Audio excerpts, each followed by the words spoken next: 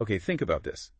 What if everything you were taught about being good, about being nice, was actually, well, maybe setting you up for some problems in certain situations? It feels really counterintuitive, doesn't it? Totally. We grow up with this core idea, Hmm. kindness, avoiding harm. That's the goal. It's baked into everything. Right. It's sort of the foundation for how we interact. We just assume that, acting from a place of pure good intention is the right way, the best way.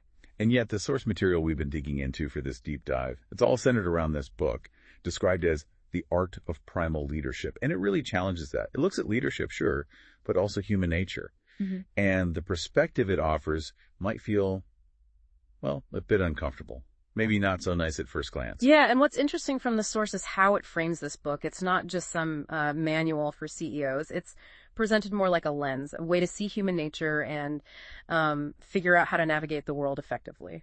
Especially in those situations where just being good or nice, that default setting maybe doesn't quite match up with what the source describes as, well, reality. Exactly. So our mission today really is to unpack what the source material is saying about this challenging idea. We're not, here to say this is the only way or that you should just stop being kind. Not at all. No. It's more about understanding. Right. We want to pull out the core arguments from the source. Yeah. Understand why it's making these claims and see what value, what insights, maybe even uncomfortable ones they offer you for dealing with life's complexities, whether that's leading a team, managing your career, or just, figuring out relationships. And the source kind of suggests that getting this understanding, it's almost like a practical enlightenment. You get a better grip on how people and groups actually work, moving beyond simple ideals to effective action. It basically argues that sometimes acting against that first impulse to just be nice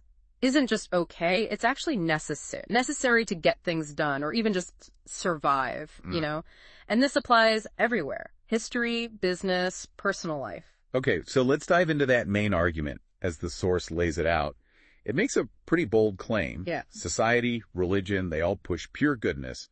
But the book says, hang on, sometimes you have to go against that nature. Being strictly nice all the time, that's not always the best strategy. It can even lead to failure. And the context the source gives is key. It argues humans, we naturally exist in hierarchies. There's always some kind of leadership dynamic, right? Yeah. Even if you're not the boss, you deal with bosses, or you lead in smaller ways, family, a project team. Right. Unavoidable. So the book, according to the source, is trying to define what's right action, or maybe effective action within those structures. It's less about universal good versus evil and more about pragmatic choices in specific, often tough situations. So what kinds of actions are we talking about here? The ones that push back against just being nice? Well, the source points to things like decisive action. Sometimes that means showing anger deliberately, being strong, setting up really clear systems for reward and punishment. Okay, but the source is clear. This isn't about being cruel just because... No, exactly. It frames it as strategic necessity. Yeah. Maintaining order, making sure everyone knows what's expected, stopping bad behavior before it spreads, and just ensuring the whole thing, the group, the project, actually works or survives. The source gives some examples, right? Yeah. To show how just being nice can backfire while the tougher approach gets results. Yeah, several really interesting ones. There was that personal story about the cafe staff where the speaker was maybe too easygoing at first. Right, letting small things slide. But then the staff just decided to change the cafe hours on their own, no notice. Messed everything up. Yeah, not good. And the source says a strong response was needed. It wasn't just annoying, it was like a broken agreement. So the speaker had to come down hard, apply a strong sanction, even when the staff initially tried to brush it off. And the source makes a point of saying this tough response was ultimately for them, for the whole team, really, for everyone's happiness, because it reinforced accountability and kept the business running properly. It shored up the structure. That makes sense. You also see this kind of thing in competitive settings, right? Yeah. Like business rivals or even online stuff. Absolutely. The source talks about watching how people challenge each other to sort of gain status, like business competitors trying to undermine each other, or even how people interact online sometimes. Online trolls. Yeah. And the source points out, your first instinct might be to ignore it, be nice, turn the other cheek. But if you don't defend yourself strongly when someone crosses a line or attacks you, you can end up getting totally steamrolled. So the source suggests a strong response isn't about being naturally aggressive. It's about saying, nope, this is the line, and stopping future attacks. Just being nice in that context can look like weakness, and that just invites more trouble. And that startup example really drives it home. Yeah. The source mentioned how initially the leader was maybe too soft. Yeah, and the team members started breaking promises, putting the whole project at risk. But when the leader switched gears, held them accountable, actually enforced consequences. Things change. Big time. The team tightened up, got organized, and apparently it led to big success. It's a pretty stark contrast in outcomes, you know. Definitely. And these examples, they all point to that core message in the source. There's a huge difference between having good intentions and getting good results. Right. Just wanting things to be nice isn't enough. Exactly. Wanting harmony, wanting people to be happy, it's great. But the actions you take have to actually lead to the goal, even if those actions are hard or feel uncomfortable. Not nice. The source takes this beyond work too, doesn't it? Like, parenting. Yeah, that's a really relatable one. It says, look, loving your kids is natural, obviously, but they constantly test boundaries, right? That's how they learn. Oh, yeah. Constantly. And the source argues that if you're too lenient, if you just accept too much, you can actually create problems later on. Just like managing any group, effective parenting needs clear boundaries, clear expectations, and yeah, a consistent system of reward and punishment, used strategically for the child's own good and the family's stability. Makes sense. What about relationships? That too. The source kind of pokes holes in that romantic idea of just dedicating everything to the other person. It suggests that can actually slide into unhealthy obsession or you lose yourself completely. Okay. Setting boundaries and sometimes responding really decisively if your partner does something harmful, the source says that can actually be key to building a healthier relationship in the long run, even if it feels, you know, confrontational at the time. It's about respect, maybe. Mutual respect. Yeah, and self-respect too. It even touches on things like the stock market. It connects it back to understanding human nature, like how crowds behave, that collective psychology, how the crowd is forced to move. The book, as the source interprets it, gives you a way to understand those forces.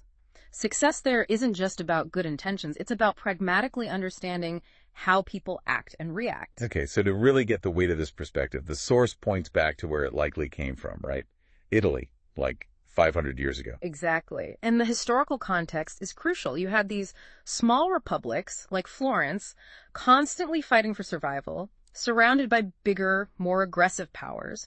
Just staying independent was a huge challenge. Not exactly a time for just being nice and hoping for the best. Not at all. And this was happening against the backdrop of very strong Christian morals, emphasizing goodness, humility, you know, turning the other cheek. Right. So the book, according to the source, came out as this pragmatic counter-argument, specifically for leaders. It wasn't telling them to be evil. It was warning them that only being good, following those moral rules strictly, would actually lead to their state being destroyed. Survival meant they had to sometimes go against that ingrained nature. They had to use clear authority, reward, punishment tools to keep the republic strong and secure. It was basically a strategy manual for survival, not a philosophy book on personal virtue. That paints a stark picture. Yeah. It wasn't about personal ethics then. It was about keeping the whole thing afloat against real threats. Yeah. The source presents it as a necessary adaptation to a brutal reality. Which makes you wonder, how do these old ideas apply today? Our wars are more economic, maybe competitive. Well, the source argues they're surprisingly relevant. Yeah. Like with modern figures, it mentions Steve Jobs. It does. It poses the question, would the iPhone even exist if Apple was led by someone who always prioritized being nice over demanding absolute excellence and pushing people incredibly hard? Good question. Jobs wasn't exactly known for being gentle. No, he was demanding, critical.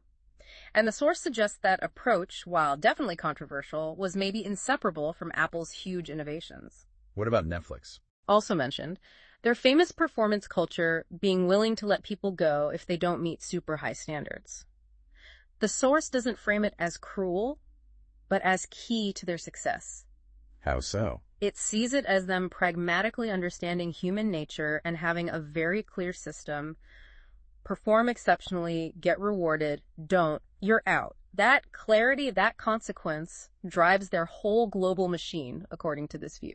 Elon Musk gets a mention too, right? As someone using these ideas. Yeah, the source sees him as applying these strategic principles for organizational success, And then there's the 2008 financial crisis. Oh yeah, what about that? The source argues some companies actually failed because they tried too hard to be nice, protect employees, maintain their image, avoid tough decisions, while other companies, the ones thinking more strategically, made painful cuts. They went against the nice instinct, and they were the ones who survived and bounced back. That really brings it back to that core idea, doesn't it? Absolutely. That good intentions do not guarantee good results. It's powerful. Maybe a bit sobering. The source just keeps showing how focusing only on feeling good or wanting good things, wanting the perfect relationship, happy employees, a benevolent company image, it's just not enough.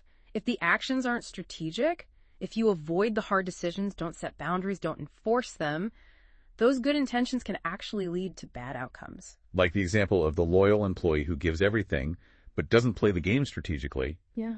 And gets laid off. Exactly. That's a classic case highlighted in the source. Okay, so this is maybe the most important part.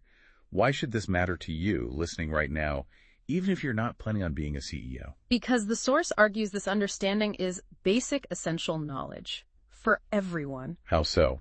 Well, first, it helps you understand the systems you're already in your job, your family, social circles. It can cut down on emotional misunderstandings.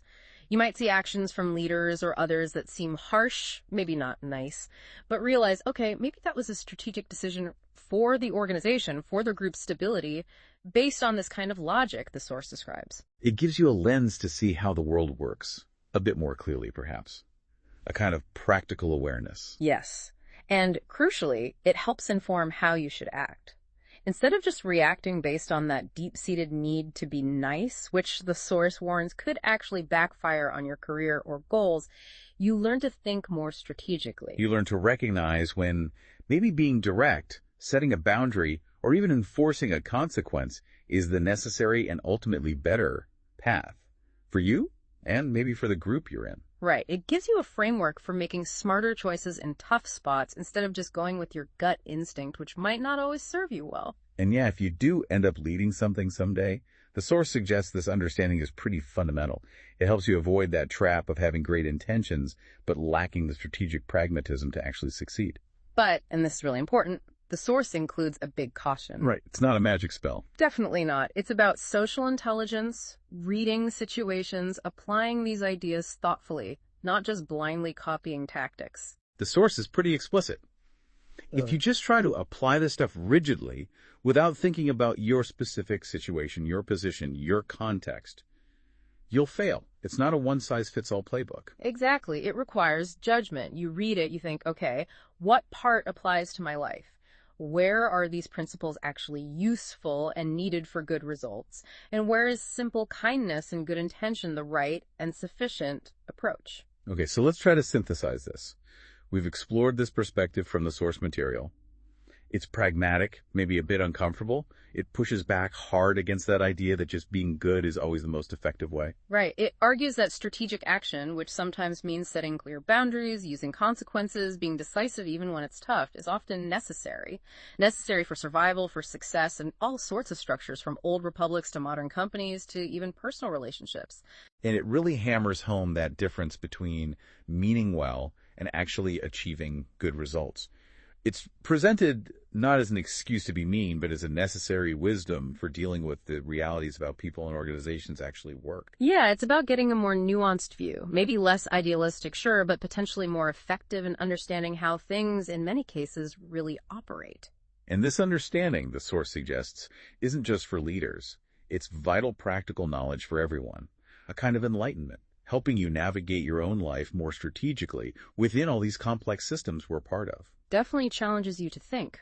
It's been quite a deep dive, hasn't it? Really pushing against some core assumptions, offering a powerful, sometimes difficult view on navigating reality. Yeah, a view focused on effectiveness, on results, grounded in a pretty pragmatic take on human nature that came out some very challenging times. So, thinking about all this, what does it mean for you?